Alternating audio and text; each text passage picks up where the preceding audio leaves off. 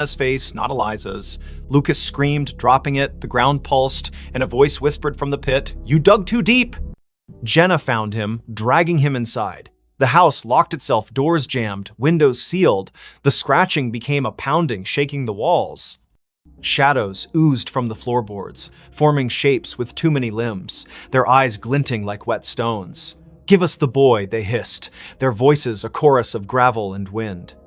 Jenna clutched Lucas, barricading them in the bathroom. She burned sage, a trick from her grandmother, but the smoke curled into symbols matching those on the locket.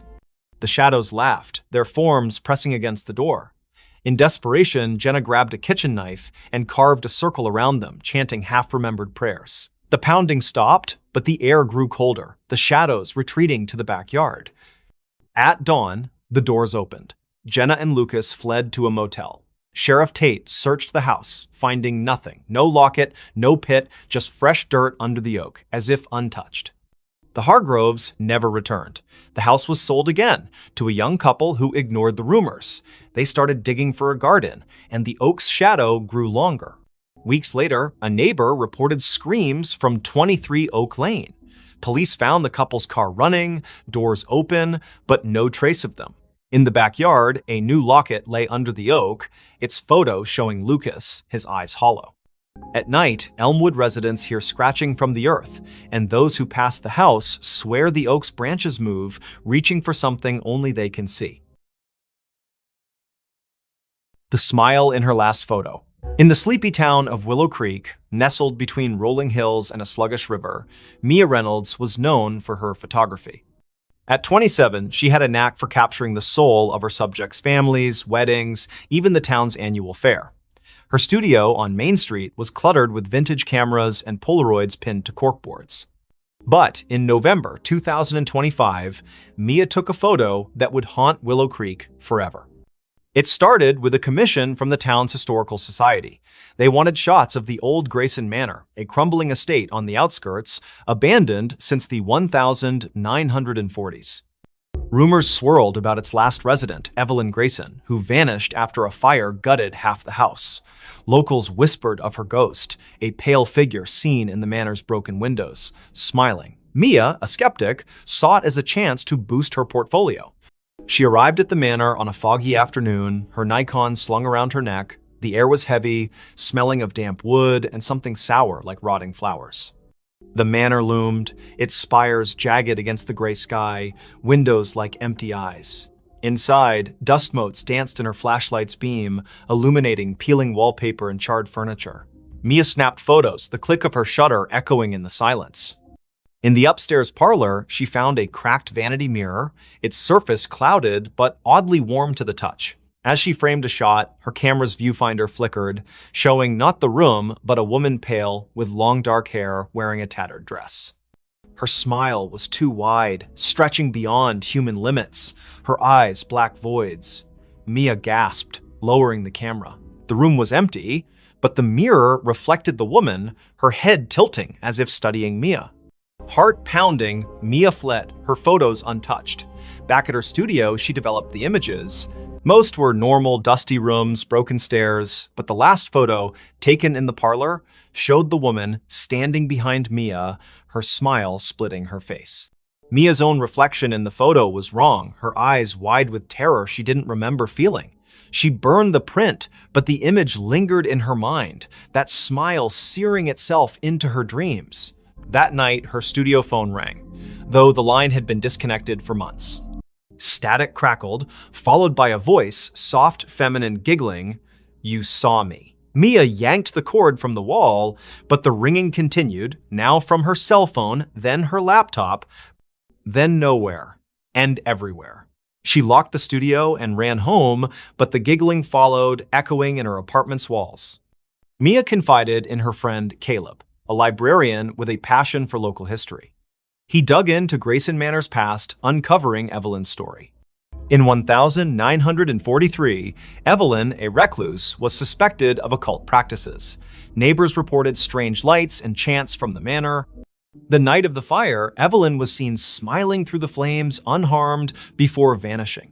Her last photo, taken days earlier, showed that same unnatural smile, her eyes black as ink, Caleb warned Mia to stay away, but she couldn't. The manor pulled her back, her camera heavy in her hands. She returned at dusk, the air colder, the manor darker. In the parlor, the mirror glowed faintly, and the woman Evelyn stepped out, her form flickering like a bad signal. "Take my picture," she whispered, her voice in Mia's skull. Mia's hands moved against her will, snapping a photo. The camera burned her fingers, and the mirror cracked, shards falling like rain. Mia ran, but the manor's doors slammed shut, trapping her. Shadows writhed, forming figures with Evelyn's smile, their mouths stretching impossibly wide. "You're part of me now," they chanted, their voices a chorus of giggles. Mia's camera flashed on its own, each shot showing her own face, morphing, her smile widening, her eyes darkening. Caleb found her car outside the manor the next day, the doors locked, her camera inside. The last photo showed Mia, her face unrecognizable, smiling that same grotesque smile. The manor was empty, no trace of her. Caleb burned the camera, but the giggling followed him home, echoing from every reflective surface, mirrors, windows, even his glasses. Willow Creek sealed the manor, but Mia's photos began appearing around town, tacked to lampposts, slipped under doors. Each showed her with that smile, her eyes black, standing in places she'd never been. Those who kept the photos heard the giggling, saw her in their mirrors. The town stopped taking pictures, afraid of what their cameras might capture. But at night, in Willow Creek's quiet streets, some swear they see Mia smiling, her camera flashing, waiting for someone new to see her last photo. A child's cry in an empty house. In the forgotten outskirts of Dunhaven, a Rust Belt town where factories stood like tombstones, the house at 9 Hollow Road was a local legend. Its windows were boarded, its paint peeled like dead skin, and its yard was a jungle of thorns. No one had lived there since the 1980s, when the Miller family vanished, parents, 2 kids gone overnight. The only trace was a child's shoe found in the attic, stained with something the police never identified. In November 2025, Nora Ellis, a 34-year-old true crime podcaster, saw the house as her next big story. Nora arrived with her recorder, a flashlight, and a skeptical smirk. Dunhaven's locals warned her away, whispering of cries heard at midnight, lights flickering in empty rooms. "Ghost stories pay the bills," she told her producer over the phone, setting up in the house's foyer. The air was thick, smelling of mildew and something sharper, like burnt sugar. Her recorder hummed, capturing the silence until a faint sob broke through, a child's voice trembling from upstairs. Nora froze. The house was supposed to be empty. She called out, "Hello?" Her voice echoed, unanswered, but the sobbing grew louder, coming from the attic. She climbed the stairs, their creaks swallowing her footsteps. The attic door was ajar, though town records swore it was nailed shut after the Millers' disappearance. Inside, the air was colder, the darkness heavier. Her flashlight caught a child's drawing on the floor, stick figures in a circle, their heads scratched out, red crayon dripping like blood. The sobbing stopped. Nora's recorder crackled, replaying the cry on loop, though she hadn't touched it. "Help me," the voice whispered, now inside her head. She stumbled back, her flashlight flickering. In its beam, she saw movement, a small figure darting behind a pile of moldy boxes. "Who's there?" she shouted, but the attic was empty again. Her recorder now played a different sound, laughter, high and cruel, layered over the sobs. Nora dug into the Miller's case that night, holed up in a motel. Old newspaper clippings told of the family's odd behavior before they vanished, parents pale and withdrawn, the children, Anna and Tim, seen drawing strange symbols in the yard. A neighbor claimed Anna spoke of friends in the walls who sang to her. The police found no bodies, no clues, only that shoe, a girl's sneaker, size 3, with stains that tested inconclusive. Back at the house the next day, Nora set up motion sensor cameras. At dusk, the sobbing returned, now from the basement. She descended, the stairs slick with dampness. The basement was a maze of crates and rusted pipes, the air thick with the burnt sugar smell. Her camera caught nothing, but her recorder picked up whispers. "Stay with us." A child's handprint appeared on a crate, wet and glistening, though the floor was dry. Nora's skin crawled as the sobbing turned to giggles, echoing from every corner. She found a loose floorboard, prying it up to reveal a tin box. Inside were Anna's drawings, dozens of them, showing a faceless figure with too many arms, surrounded by crying children. A note, in childish scrawl, read, "They want us to stay forever." As Nora read, the basement door slammed shut. Her flashlight died, and the giggles became screams. Not a child's, but something older, hungrier. "You found us," it hissed. Nora's cameras failed, their footage corrupted, showing only static with faint outlines of a child's face, eyes black. She ran, but the house seemed to shift, hallways looping, doors leading back to the basement. In the attic, the drawings had multiplied, covering the walls, now depicting Nora alongside the faceless figure. Her recorder played her own voice, screaming, though she hadn't opened her mouth. Desperate, she smashed a boarded window, crawling into the thorn-choked yard. The cries followed, now outside, circling her. She stumbled to her car, driving to the motel, but the rearview mirror showed Anna's face, her eyes hollow, her mouth a gaping smile. Nora swerved, nearly crashing, and the face vanished. The next day, she returned with a priest, Father Daniels, who paled at the house's threshold. "This isn't a haunting," he whispered. "It's a trap." He sprinkled holy water, but it hissed, evaporating on the floor. The cries erupted, shaking the walls, and the priest fled, clutching his cross. Nora stayed, recording one last episode. "Whatever took the Millers is still here. It wants me too." That night, Nora vanished. Her car was found at 9 Hollow Road, her recorder inside, playing a loop of a child's cry and her own screams.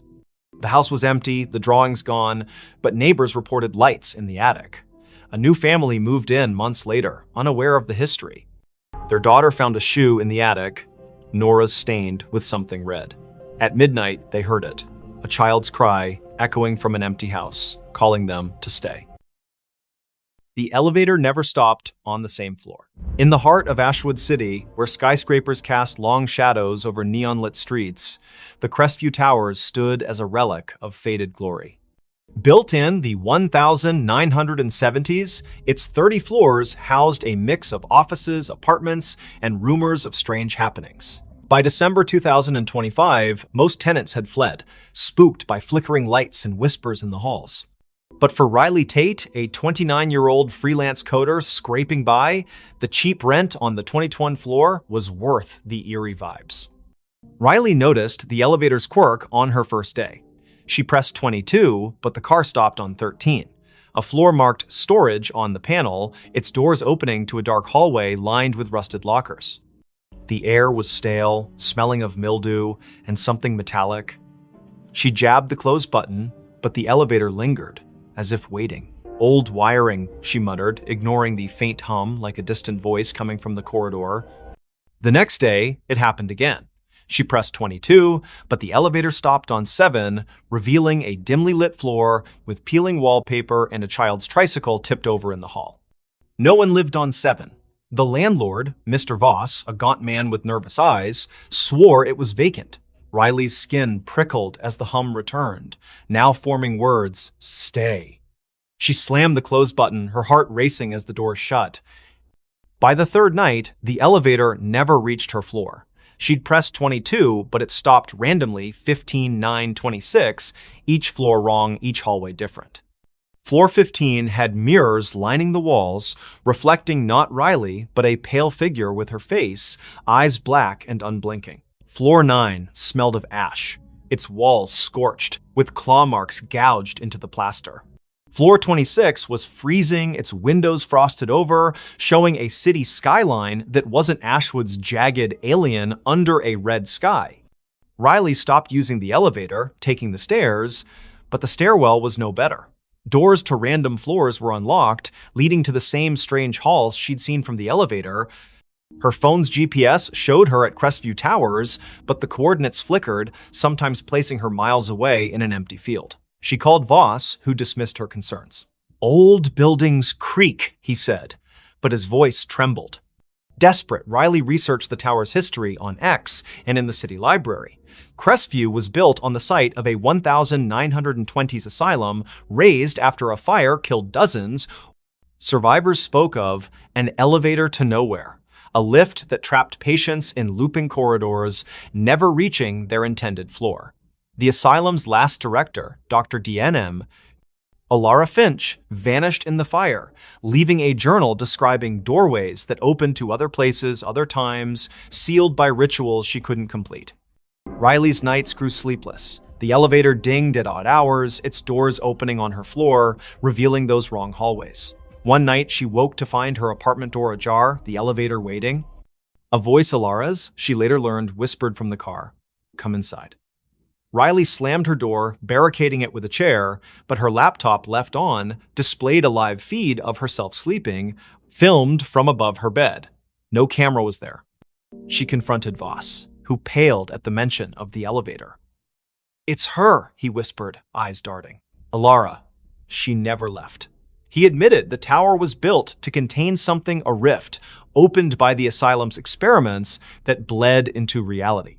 The elevator was its anchor, moving not just between floors, but between worlds. Tenants who rode it too long vanished, their names erased from leases, their apartments empty. Riley tried to leave, but her key wouldn't turn in the lock. The elevator dinged, doors open, revealing a hallway of endless mirrors, each showing Alara's face, pale, smiling, her eyes voids. "Ride with me," she whispered, her voice in Riley's head. Riley ran to the stairwell, but it looped back to the elevator, the car waiting like a predator. In a final stand, Riley entered the elevator, clutching a knife. She pressed every button, hoping to break the cycle. The car lurched, stopping on no floor marked on the panel. The doors opened to a void black, endless, filled with whispers. Alara stood there, her form flickering, her hands reaching. Riley slashed wildly, the knife passing through air, but the elevator shook, sparks flying, the doors shut, and the car plummeted. Riley woke in her apartment, the elevator silent, her knife was gone, her hands bloodied. She fled Crestview Towers, never returning. The landlord reported her missing, but her apartment was empty, her name gone from the lease. Months later, a new tenant rode the elevator to 22. It stopped on 13, the doors opening to a hallway where Riley stood, her eyes black, whispering, "Stay." The elevator still runs in Crestview Towers, never stopping on the same floor twice. Tenants avoid it, but some nights it calls, its ding echoing through empty halls, inviting the unwary to ride where no one returns. Knock from the invisible. In the remote village of Thornwick, nestled deep in the fog-drenched valleys of upstate New York, the old Whitaker cottage stood alone at the edge of Blackthorn Woods. Its clapboard walls sagged and its windows were clouded with grime, yet it drew Clara Wren, a 32-year-old writer seeking solitude to finish her novel. In January 2026, she rented the cottage, ignoring the locals' warnings about its history. "People don't stay long," the grocer said, his eyes darting to the woods. "It knocks, and then it takes." Clara dismissed it as folklore. The cottage was perfect, isolated, cheap, with a stone fireplace and a view of snow-laden pines. She unpacked her laptop, notebooks, and a thermos of coffee, settling into a rhythm of writing by day and stoking the fire by night. But on her third night, as a storm howled outside, she heard it, 3 sharp knocks on the front door. The sound was deliberate, heavy like a fist on wood. She froze, her pen hovering over the page. The door was locked, the windows shuttered. She called out, "Who's there?" No answer.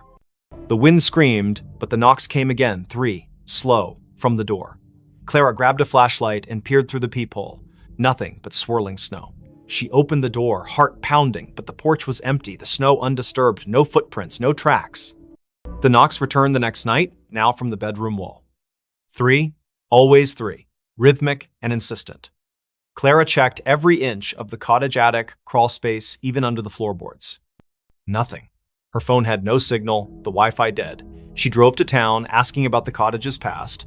The librarian, an elderly woman named Mrs. Hale, paled. "The Whitakers," she whispered. "They built it in 1890.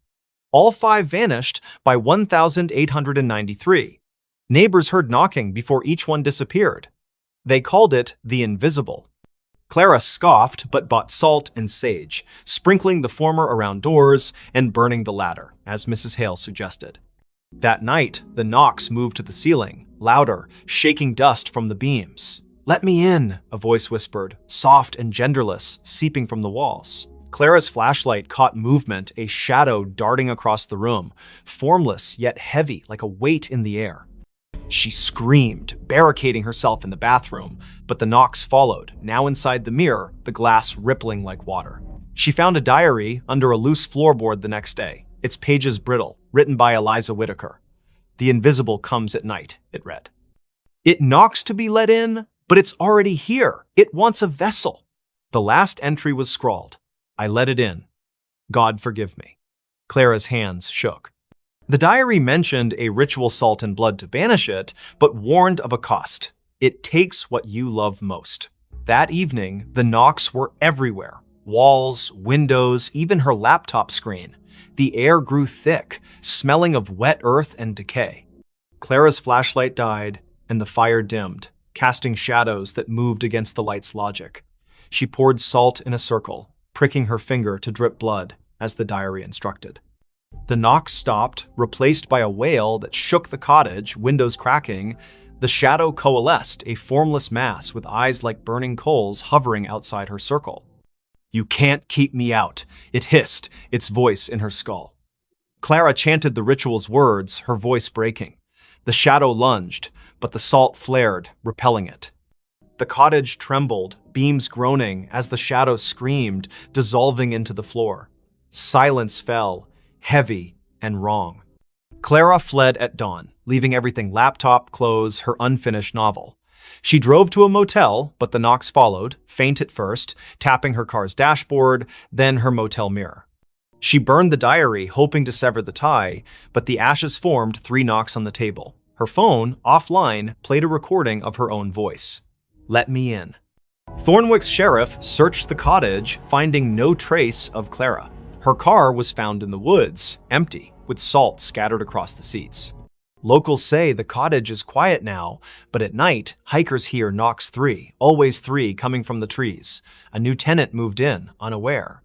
On their first night, they found a notebook, not Clara's, with a single line. "It's already inside." By morning, they were gone, and the knocks began again, waiting for the next to answer. The woman smiled at her own grave. In the fog-choked town of Grayvale, where the cemetery on Hollow Hill was older than the church itself, the gravestones told stories no one dared repeat.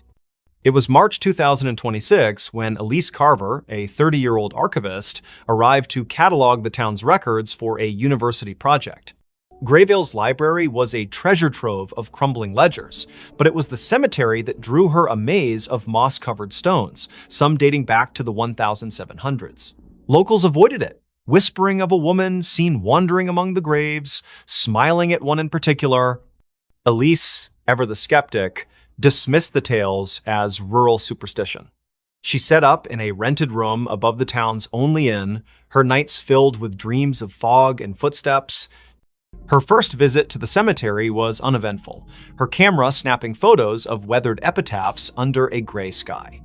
But one grave stood out: Margaret Vane, 1,894, 1,924, taken by the mist. The stone was pristine, untouched by time, its inscription sharp. Elise's fingers brushed it, and a chill sank into her bones, though the air was still. That night, her photos wouldn't load. The camera's screen flickered, showing not the cemetery, but a woman pale, with dark hair and a smile that stretched too wide, standing before Margaret's grave. Elise's heart pounded. She hadn't seen anyone there. She deleted the image, but her laptop crashed, rebooting to a desktop wallpaper of the same woman smiling directly at her. The innkeeper, Mrs. Dowell, noticed Elise's unease at breakfast. "You've been to Hollow Hill," she said, her voice low. "Don't go back. Margaret doesn't like visitors." She spoke of 1,924 when Margaret Vane, a recluse, was found dead in her home, smiling, with no cause of death. Days before, she'd been seen at her own grave, digging in the dirt, her smile unnerving witnesses. Since then, those who lingered at her grave vanished, their names added to the cemetery's mistaken stones. Elise, stubborn, returned to the cemetery. The fog was thicker, curling like fingers around the graves. She found Margaret's stone again, now surrounded by fresh dirt, as if someone had dug and refilled it. Her camera clicked, but the lens caught a shadow moving behind her, a woman, her dress tattered, her smile a slash of white. Elise spun, finding nothing but fog. Her recorder, left running, picked up a whisper, "You're mine." Back at the inn, Elise's dreams turned vivid. Margaret stood at her grave, smiling, her eyes black voids. "Join me," she mouthed, her voice echoing in the room. Elise woke to find her window open, fog seeping in, and her camera full of new photos. Her sleeping, her walking, her standing at the grave, Margaret always behind her, smiling. She burned sage, a trick from her mother, but the smoke formed Margaret's face, grinning. Desperate, Elise scoured the library. A 1924 journal, hidden in a locked drawer, told of Margaret's pact with the mist, a ritual to cheat death, binding her soul to the cemetery. She'd smile at her grave to seal the bargain, trapping others to sustain her. Each victim's name appeared on a new stone, their bodies never found. Elise's name was scribbled in the journal's margin in her own handwriting, though she'd never touched it. That night, the fog invaded the inn. Elise's door wouldn't lock, her phone dead. She fled to the cemetery, hoping to break the cycle. Margaret's grave was open, a yawning pit. Inside, bones gleamed, and a mirror lay propped against the dirt, reflecting not Elise, but Margaret, smiling, her hands reaching through the glass. "Stay forever," she whispered, her voice in Elise's skull. Elise smashed the mirror, shards cutting her hands. The fog screamed, the grave collapsing, burying the bones. She ran, the town blurring past, until she reached a gas station miles away. She never returned to Grayville. Her photos left behind were found by the innkeeper, each showing Elise at the grave, Margaret's smile growing wider, her face merging with Elise's. Months later, a new archivist came to Grayville. They found a fresh stone in the cemetery. Elise Carver, 1995-2026, taken by the mist. Locals swear they see her at dusk, standing by the grave, smiling a smile too wide. Her eyes too dark. The fog rolls in thicker now, and those who linger hear a whisper, "Join me." The stones multiply, and Margaret's grave, always pristine, waits for the next name. She vanished in front of everyone. The grand ballroom of the Eldridge Hotel buzzed with excitement on that fateful evening. Crystal chandeliers cast a warm glow over the crowd of 200 guests, all dressed in their finest attire for the annual masquerade gala. Laughter echoed off the marble walls, glasses clinked in toasts, and the orchestra played a lively waltz. At the center of it all was Sophia Laurent, the enigmatic hostess known for her flair for the dramatic. Sophia was a vision in a flowing crimson gown that shimmered like liquid fire under the lights. Her mask, adorned with feathers and jewels, concealed her eyes but not her radiant smile. She was a socialite, a philanthropist, and rumor had it, a woman with secrets deeper than the ocean. "Tonight," she announced from the stage, her voice silky and commanding, "I shall perform a feat that will leave you breathless, a vanishing act right before your eyes." The audience murmured in anticipation. Sophia had hired the best illusionists in the city, but this was her show. She stepped into a large, ornate cabinet at the center of the stage, its doors carved with intricate patterns. Her assistant, a tall man in a tuxedo named Victor, locked the doors with a flourish. The orchestra swelled to a crescendo as he waved a wand, chanting mock incantations for effect. Then, with a puff of smoke and a flash of lights, Victor swung the doors open. The cabinet was empty, the crowd gasped, then erupted into applause. But as the cheers died down, something felt off. Sophia didn't reappear. Victor scanned the stage, his confident grin faltering. "Ladies and gentlemen, a round of applause for Sophia," he called, but there was no sign of her. Minutes turned into hours. The party ground to a halt as guests searched the ballroom, the hallways, even the gardens outside. Police were called, statements taken. She just vanished. One guest stammered to Detective Harlan Reed, who arrived with his notepad and a skeptical frown. Harlan had seen his share of pranks and publicity stunts, but this felt different. No trapdoors, no hidden compartments, the stage had been inspected thoroughly. Harlan interviewed Victor first. It was supposed to be a simple illusion, the assistant insisted, sweat beading on his forehead. She steps into the cabinet, slips out the back through a panel, and hides in the wings. But when I checked, she wasn't there. The panel was still sealed. Next was Sophia's best friend, Elena, who clutched a champagne flute like a lifeline. Sophia was acting strange all week. She kept talking about escaping the illusions of life. I thought it was just her poetic nonsense, but last night she gave me this. Elena handed over a small antique locket. Inside was a faded photograph of a woman who looked eerily like Sophia, dated 1923. Harlan's interest piqued. He delved into Sophia's background. Born into wealth, she had traveled the world, collecting oddities, ancient artifacts, books on the occult. Her mansion was filled with mirrors that seemed to reflect impossible angles, clocks that ran backward. Whispers among her staff spoke of nights when shadows moved on their own. As the investigation deepened, Harlan uncovered a family legend. Sophia's great-grandmother, Isabel Laurent, had vanished in 1923 during a similar gala at the same hotel. Witnesses swore she stepped into a mirror and never came out. The case was unsolved, dismissed as a hoax, but Sophia had been obsessed with it, spending fortunes on psychics and historians. That night, Harlan returned to the ballroom alone. The lights were dim, the stage empty. He approached the cabinet, running his fingers over its carvings. They depicted swirling portals, figures dissolving into mist. On impulse, he opened the doors and stepped inside. The air grew cold, a whisper brushing his ear. "Find me." He spun around, but the doors had shut. Panic surged as the world blurred. When he burst out, the ballroom looked different. Dustier, the chandeliers tarnished. A newspaper on the floor read, 1923 Gala Mystery, Hostess Disappears. Harlan's heart raced. This wasn't possible. He rushed to the mirror at the back of the stage, the same one from the old photographs. In its reflection, he saw not himself, but Sophia, her hand outstretched. "The veil is thin here," her image mouthed silently. "I've been waiting." Sophia's vanishing wasn't an act, it was a curse. The Laurent women were bound to a temporal loop, pulled into echoes of the past during moments of high emotion. Isabel had discovered it first, trying to break free but trapping herself. Sophia, learning the truth, had orchestrated the gala to draw attention, hoping someone would follow. Harlan reached toward the mirror, his fingers passing through like water, reality warped. He emerged in 1923, face-to-face with Isabel, who gasped. "You're from the future?" she asked. Together, they pieced it together.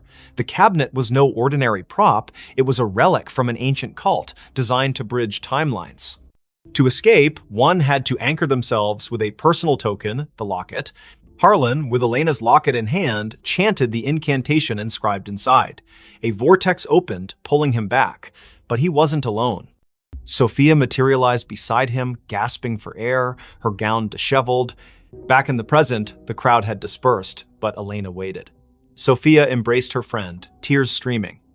"I saw it all, the past, the echoes. I almost didn't make it back." The police called it a hoax, but those who knew the truth kept silent. Sophia retired from the spotlight, donating the cabinet to a museum with a warning. Some illusions are doors best left closed. Yet, on quiet nights, guests at the Eldridge swear they see a woman in crimson vanishing into mirrors, a reminder that some mysteries defy explanation. And Harlan?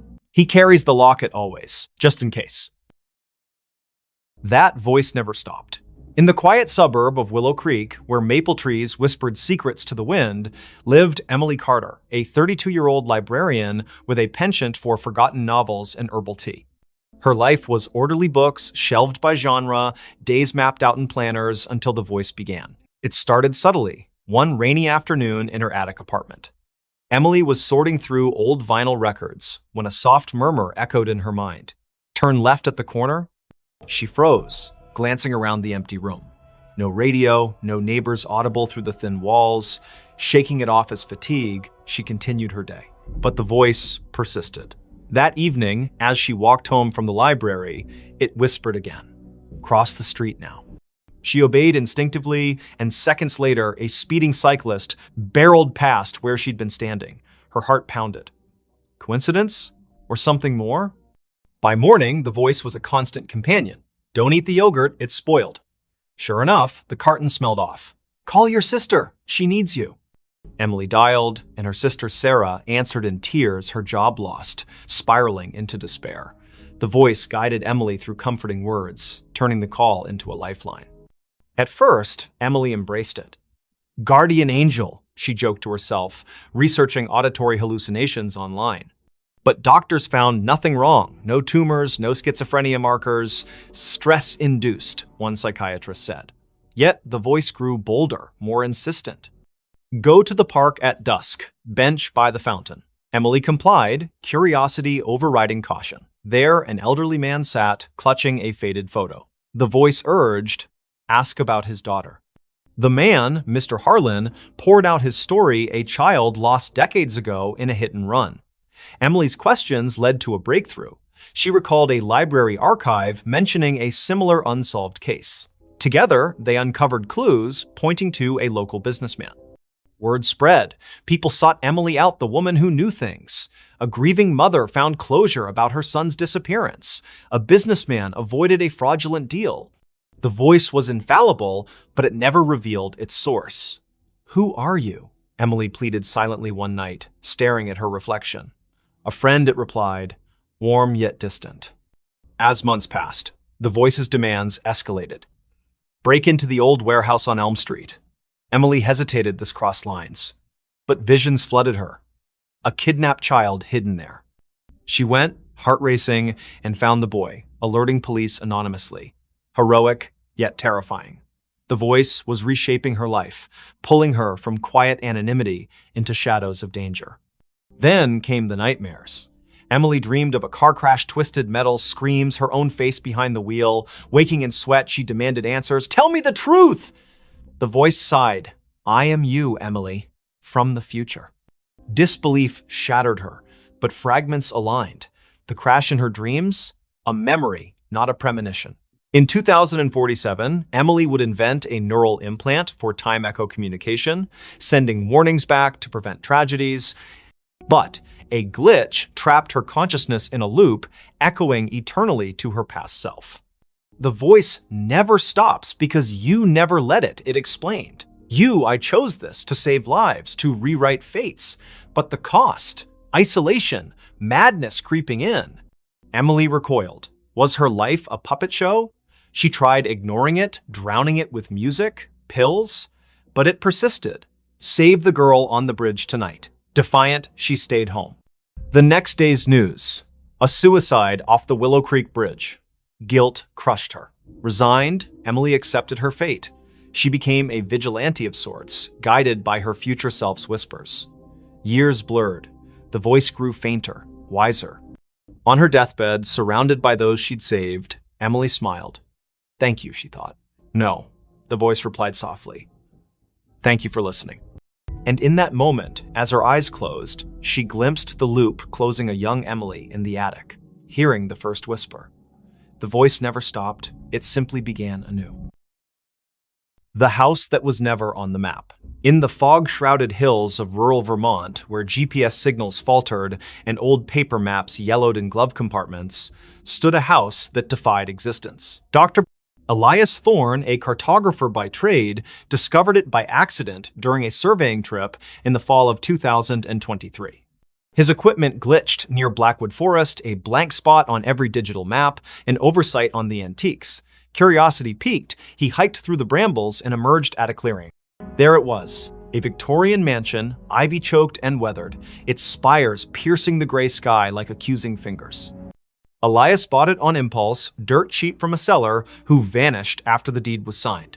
A steal, he told his wife, Mara, and their teenage daughter, Lily.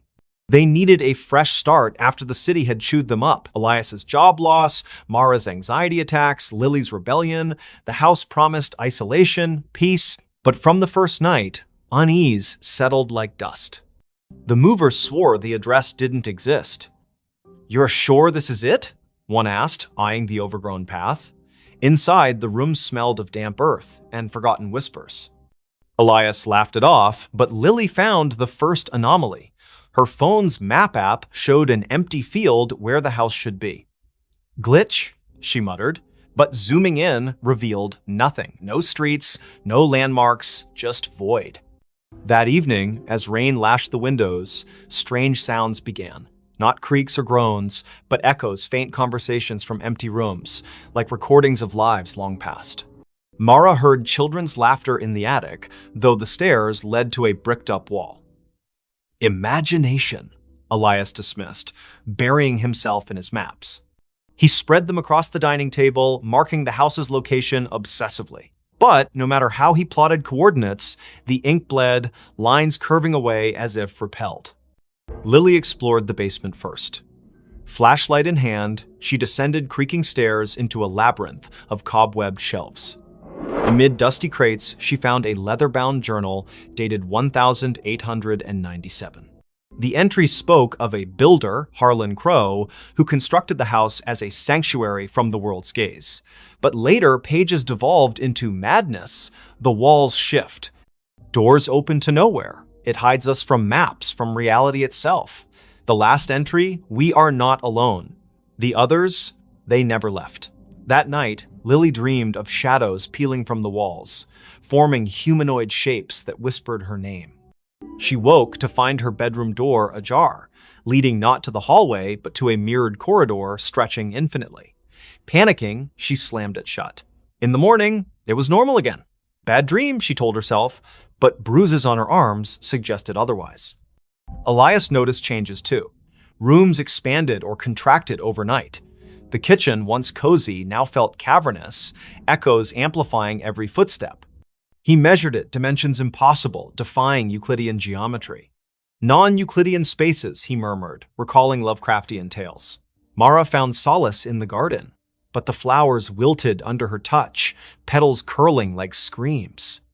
The horrors escalated.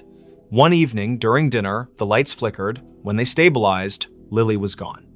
Elias and Mara searched frantically upstairs, basement, outside, no trace.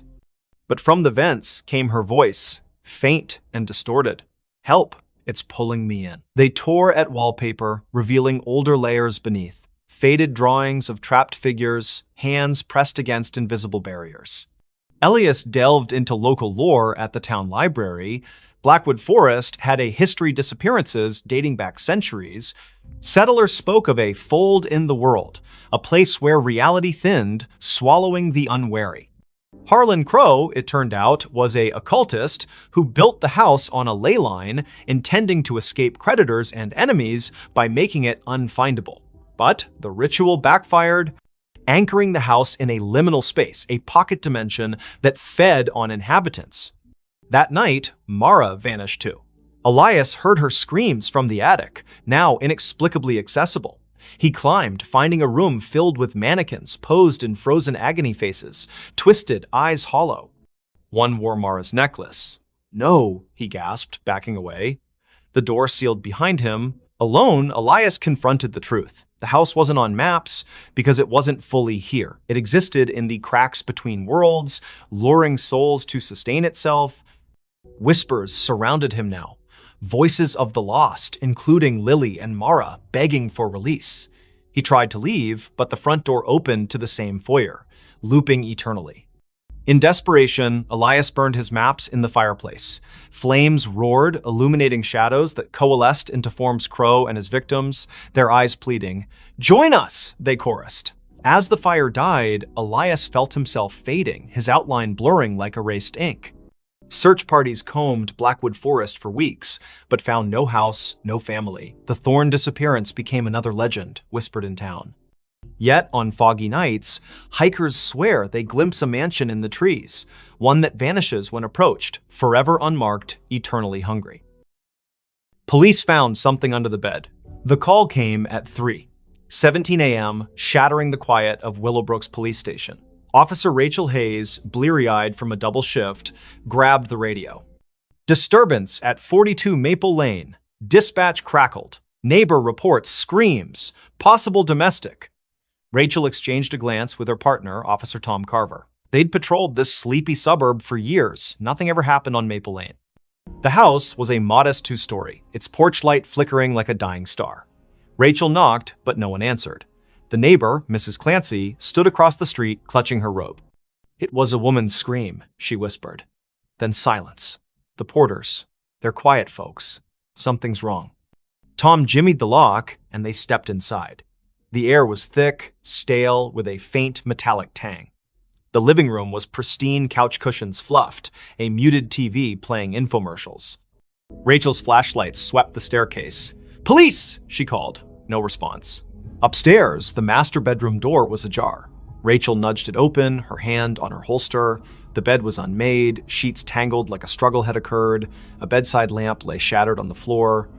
Tom checked the closet empty. Rachel crouched, peering under the bed. Her breath caught.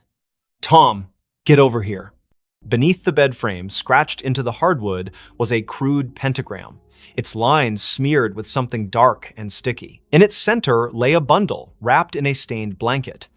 Rachel's pulse hammered as she reached for it, expecting a body. Instead, she found a doll crudely stitched, with buttons for eyes and straw poking through seams. Its fabric was damp, reeking of copper. "Blood?" Tom whispered, his face pale. Rachel nodded, bagging the doll as evidence. The radio crackled back up, was 10 minutes out. But the house felt alive, its silence oppressive. A faint scratching came from the walls, rhythmic, like claws on wood. They searched the rest of the house. In the basement, they found Polaroids scattered across a workbench, images of the Porters, Claire and David, smiling at first, then progressively gaunt, eyes hollow. The last photo showed Claire staring blankly, her hands clutching the doll. Scrawled on the back, "It sees us." Rachel's skin prickled. "We need to find them," she said. But Tom pointed to the ceiling. The scratching had moved upstairs. They ascended cautiously, following the sound to the guest room. The door was locked. Tom kicked it open, revealing a small space with a single window, curtains billowing despite no breeze. On the floor lay David Porter, his throat slashed, eyes wide in frozen terror. Claire was gone. Blood trailed from the body to the bed, where the mattress sagged oddly. Rachel lifted it. Underneath, carved into the box spring, was another pentagram, this one larger, its lines pulsing with a faint red glow. The scratching stopped. A whisper slithered from the shadows. "You found me." Tom stumbled back, his gun shaking. Rachel's flashlight flickered, plunging them into darkness. When it snapped back on, the room was empty, David's body gone. Only the doll remained, now lying in the pentagram's center, its button eyes glinting. "Rachel, we need to go," Tom urged, but she couldn't move. The doll's head twitched, turning toward her. A giggle echoed, high and childlike, though no child lived here. The walls seemed to breathe, closing in. Rachel grabbed the doll, intending to secure it, but it burned her hand, leaving a blistered mark. Backup arrived, flooding the house with lights and voices, but the evidence was vanishing. The pentagram under the bed was gone, the floor pristine. The doll in Rachel's evidence bag was now just a pile of ash. The photos in the basement? Blank. David's body never reappeared, and Claire remained missing. The official report called it a domestic dispute gone wrong, but Rachel knew better. She couldn't sleep. The giggle followed her home, echoing in her apartment. One night, she woke to scratching under her own bed. Heart pounding, she looked, nothing. But her flashlight caught a faint outline, a pentagram, freshly carved, with a single button eye in its center. The next morning, neighbors reported a scream from Rachel's apartment. Police found her bed empty, sheets tangled. Underneath, a new doll lay, its face stitched to resemble Rachel, its eyes wide and unblinking. The case was closed, another disappearance in Willowbrook. But late at night, officers swear they hear scratching from the evidence room where the doll sits, waiting. She came home, but it wasn't her home. Clara Vance stepped off the Greyhound bus in Hollow Pines, Vermont, her boots crunching on the frost-dusted gravel. It was November 2025, and after a decade in Chicago chasing dreams that crumbled into barista shifts and unpaid bills, she was back. The town hadn't changed. Same sagging general store, same church steeple piercing the fog. Her childhood home, 17 Birch Road, waited at the edge of town, a two-story relic her mother left her when she passed last year. Clara hadn't been back since the funeral. The key turned stiffly in the lock, the door groaning as if reluctant. Inside, the air was stale, heavy with dust and memory. Clara dropped her duffel bag, expecting the familiar. Creaky floorboards, faded floral wallpaper, her mother's knitting chair by the fireplace. But something was off. The furniture was rearranged chairs, angled wrong, the sofa pushed against the wrong wall. A faint smell of lavender lingered, though her mother hated floral scents. Jet lag, Clara muttered, rubbing her eyes. She'd driven through the night to catch the bus. Exhaustion could play tricks. She climbed the stairs to her old bedroom, unchanged since she was 16, band posters, a chipped vanity mirror, her old sketchbooks. She collapsed onto the bed, the springs squeaking, and drifted into uneasy sleep. A sound woke her soft footsteps pacing downstairs. Clara froze, heart thudding. She lived alone. Hollow Pines was too small for break-ins. Grabbing a flashlight from her bag, she crept to the landing. The living room was empty, but the knitting chair rocked gently, as if someone had just stood. "Hello?" And she called, her voice swallowed by the house's silence. The footsteps resumed, now from the kitchen. Clara followed, flashlight beam shaking. The back door was ajar, swaying in the wind. She locked it, chalking it up to forgetfulness, but as she turned, her reflection in the kitchen window caught her eye. It didn't move when she did. Her face smiled faintly, then vanished. Clara's scream stuck in her throat. She bolted upstairs, barricading herself in her room. The house felt alive, its walls humming with a low, unnatural pulse. She called the sheriff, but the line crackled, a woman's voice whispering, "You shouldn't be here," before going dead. Morning brought no relief. The furniture had shifted again, now mirrored perfectly, as if the house were a reflection of itself. Clara's sketchbooks, once filled with charcoal landscapes, now held drawings of a woman who looked like her but wasn't.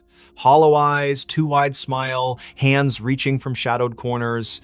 The signature wasn't Clara's. She fled to the general store, begging for answers. Old Mr. Harrow, the clerk, paled when she mentioned 17 Birch Road. "That house," he whispered, "it's cursed. Been empty since your mom died. Folks say it. Mimics things. People. Places." He told of a girl in the 1950s, Abigail, who vanished after moving in. Locals swore they saw her afterward, but she was wrong. Her smile too sharp, her eyes too dark. Clara laughed it off small-town superstition, but dread gnawed at her. Back at the house, she found a trap door under the rug, one she'd never seen as a child. It led to a basement, damp and cold, its walls etched with spiraling symbols that pulsed faintly under her flashlight. At the center stood a cracked mirror, twice her height. In it, Clara saw not herself, but the other woman, her doppelganger, wearing Clara's clothes, mimicking her movements with a delay, like a lagging video feed. "This is my home now," the reflection-mouthed, voice echoing in Clara's skull. She stumbled back, tripping over a box of her mother's things. Inside was a diary, pages brittle. Her mother wrote of the other Clara, a presence that appeared after Clara left for Chicago. "She walks my halls, wears my daughter's face. I locked the mirror, but she's breaking through." Clara's blood ran cold. Her mother hadn't died of a heart attack. She'd been found in the basement, clutching a rosary, eyes wide with terror. The coroner never explained the claw marks on her arm. That night, the house turned hostile. Doors slammed shut, locking Clara in the living room. The doppelganger appeared in every reflective surface: windows, the TV screen, even a spoon on the table each time closer, her smile stretching wider. "Give me your place," she hissed, her voice a distorted echo of Clara's. Desperate, Clara smashed the basement mirror, hoping to sever the connection. Shards flew, but the doppelganger laughed, her form coalescing from the fragments into a physical being. It lunged, cold fingers grazing Clara's throat. She fought back, shoving it into the trapdoor, which slammed shut. The house shook, walls cracking as if enraged. Clara fled, never looking back. She hitchhiked to Burlington, renting a motel room. But the nightmare followed. Her reflection in the bathroom mirror flickered, showing the doppelganger's face. On her phone, photos of Hollow Pines showed a house that wasn't there, an empty lot where 17 Birch Road should be. Weeks later, a new family moved into a vacant house on Birch Road. They found Clara's duffel bag, her sketchbooks, but no Clara. Neighbors whispered of a woman seen at dusk, sketching by the church, her smile too wide, her eyes too dark. When police searched, they found a trapdoor, a shattered mirror, and a diary warning of a house that steals souls, replacing them with something else.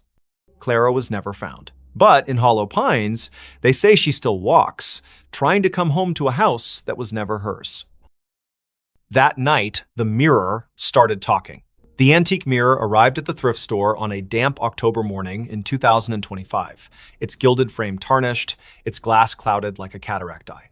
Nora Blake, a 29-year-old artist with a penchant for salvaging broken things, bought it for $10.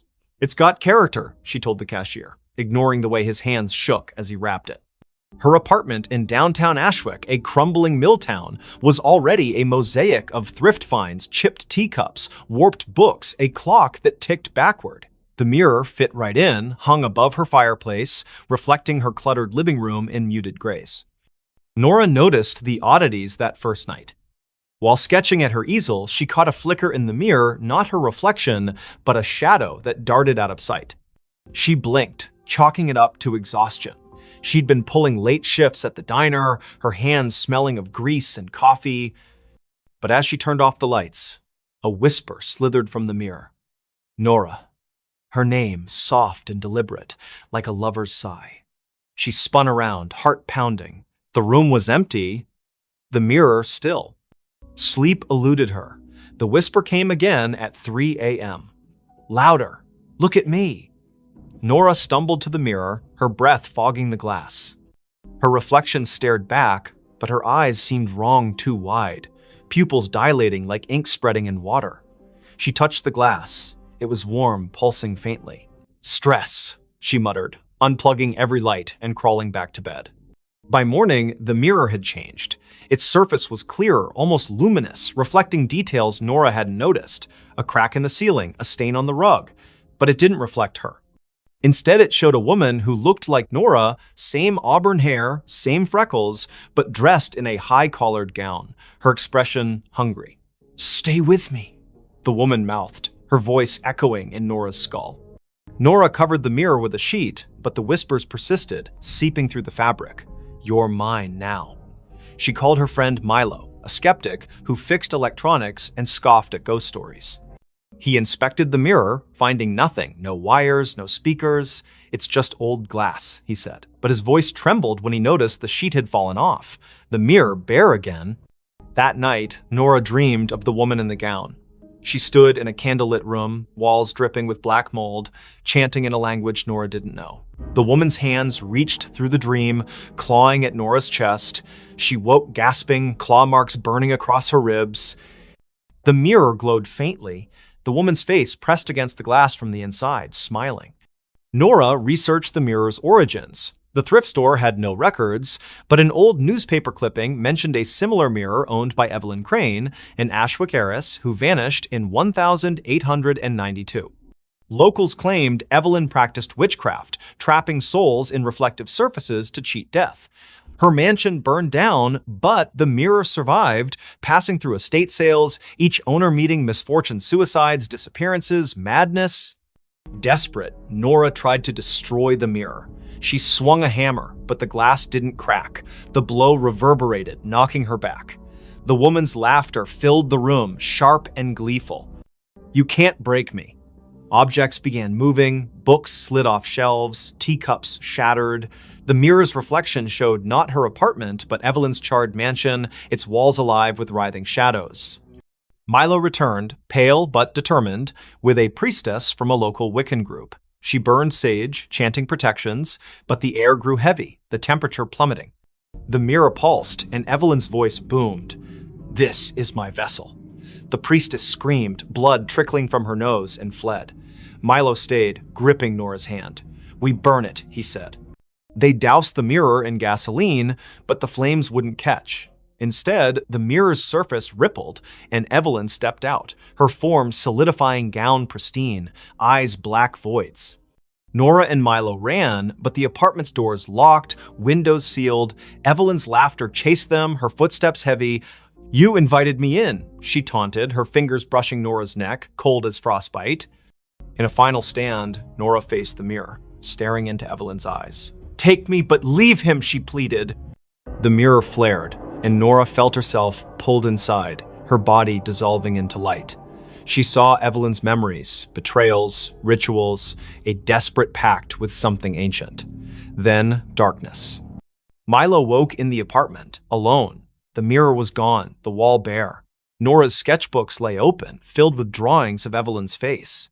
Police searched, but Nora was another Ashwick disappearance. Milo kept quiet, fearing disbelief, but he never returned to the apartment.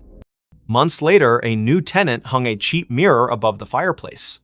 That night, it whispered, "Look at me."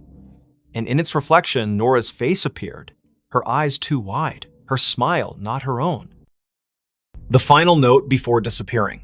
In the sleepy coastal town of Greyhaven, where the Atlantic's waves whispered secrets to the cliffs, the old lighthouse on Widow's Point stood abandoned. Its beacon hadn't spun since 1987, when keeper Amos Reed vanished, leaving only a cryptic note in the logbook. The song calls. I must answer. Locals avoided the place, claiming the wind carried eerie melodies at night. But for Lena Harper, a 34-year-old composer with a faltering career, the lighthouse was a last chance to find inspiration. Lena arrived in October 2025, renting a cottage near the cliffs. Her symphony, meant to revive her reputation, was due in a month, but her mind was blank. Haunted by failures and a recent divorce, the lighthouse, looming against the gray sky, felt like a muse. She ignored the townsfolk's warnings, superstitions about siren songs and missing keepers. It's just an old tower, she told herself, hauling her violin and notebook up the spiral stairs. The interior was frozen in time. Rusted lanterns, a cracked logbook, and a gramophone in the keeper's quarters, its needle poised over a warped record. Lena set up her recorder, hoping to capture the ocean's rhythm for her score. That night, as fog smothered the coast, she played her violin, the notes echoing off the stone walls. Then, faintly, another melody answered a haunting, wordless hum that seemed to rise from the sea. Lena stopped, her bow trembling. The hum continued, weaving through her own music, both beautiful and wrong, like a lullaby sung by something ancient. She checked her recorder. It had caught the sound, clear and unnervingly human. Wind through the cliffs, she reasoned, but her skin prickled. The gramophone needle twitched, spinning the record without power. The hum grew louder, now a voice. Play with me. She fled to the cottage, locking the door. Sleep brought nightmares, shadows with liquid eyes, hands pulling her toward the waves.